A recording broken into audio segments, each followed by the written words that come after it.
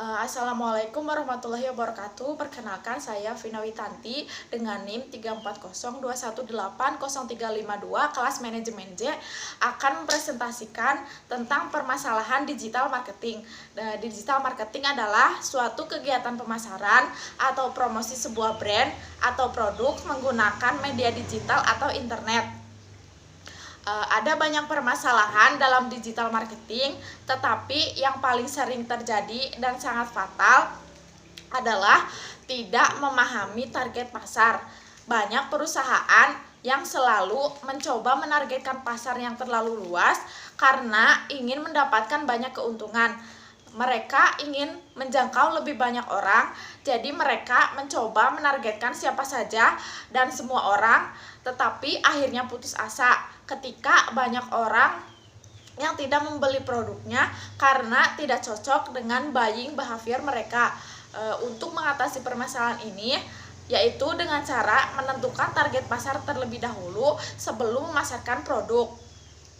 Dalam menetapkan target pasar, perusahaan harus lebih dulu melakukan segmentasi pasar dengan cara mengelompokkan konsumen ke dalam kelompok dengan ciri yang hampir sama.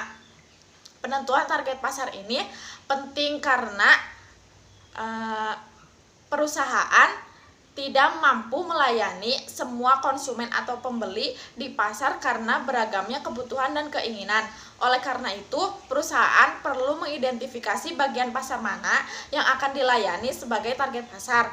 Target pasar adalah suatu kelompok konsumen yang akan menjadi sasaran pendekatan perusahaan untuk membeli produk yang dijual. Singkatnya, target pasar adalah kelompok yang akan dilayani sebagai konsumen. Target pasar biasanya mempunyai rentan umur, sifat, dan karakter yang hampir sama. Ada beberapa hal yang akan didapatkan dengan menentukan target pasar. Yang pertama, menempatkan gagasan pemasaran dengan lebih jelas. Yang kedua, mengatur produk menjadi lebih baik. Yang ketiga, menemukan dan membandingkan kesempatan pasar. Yang keempat, mengelompokkan budget yang dimiliki secara tepat. Yang kelima, menciptakan daya tarik di bidang pemasaran. Dan yang terakhir, perusahaan akan berada pada posisi yang lebih baik. Sebelum menentukan target pasar, ada beberapa hal yang harus diperhatikan.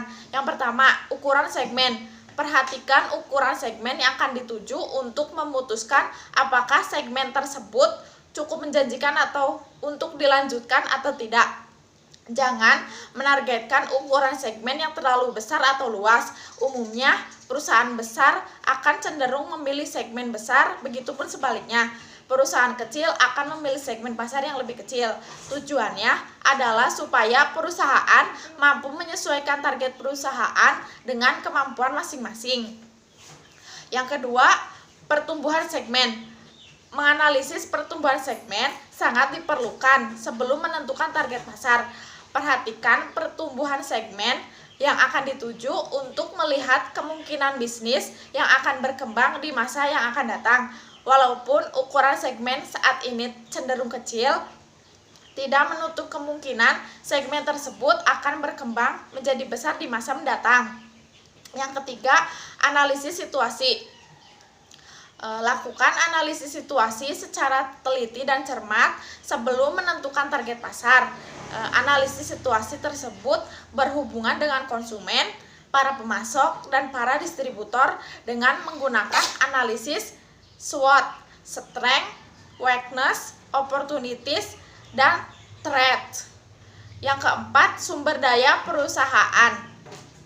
Perhatikan sumber daya yang didapat perusahaan. Apabila sumber daya perusahaan didapat dari kerjasama dengan pihak luar, maka harus berhati-hati karena keuntungan dan resiko ditanggung bersama.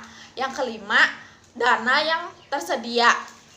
Perhatikan dana yang disediakan perusahaan. Apabila perusahaan menyediakan dana yang sedikit, jangan mengambil resiko untuk menentukan target pasar yang besar. Usahakan keseimbangan antara dana dan target pasar yang menjadi sasaran tujuan. Dan yang terakhir, tujuan yang sesuai. Setelah menentukan segmen pasar, sebaiknya perusahaan tetap fokus pada segmen. Usahakan tidak beralih ke segmen pasar yang lain yang memang tidak direncanakan sebelumnya untuk menghindari resiko mengalami kerugian. Contoh target pasar, misalnya saya adalah seorang pengusaha di bidang pakaian wanita. Maka contoh target pasar yang bisa saya tentukan adalah untuk produk yang dijual yaitu pakaian wanita yang dijual secara online.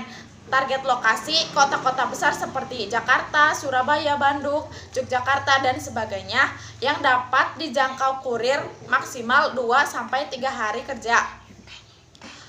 Target demografi, perempuan dengan rentan usia 17-30 tahun yang memiliki penghasilan minimal 1 juta per bulan. Karakter psikologis, terbiasa dengan internet dan sosial media untuk mengikuti tren fashion masa kini. Terima kasih. Wassalamualaikum warahmatullahi wabarakatuh.